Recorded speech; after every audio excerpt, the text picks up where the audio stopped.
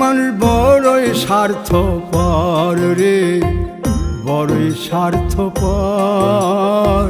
বুকের মাঝে জায়গা দিলে যতন কইরা ভাঙ্গে রে অন্তর। মানুষ বড়ই স্বার্থপর রে, বড়ই স্বার্থপর। বুকের মাঝে জায়গা দিলে যতন কইরা ভাঙ্গে রে অন্তর।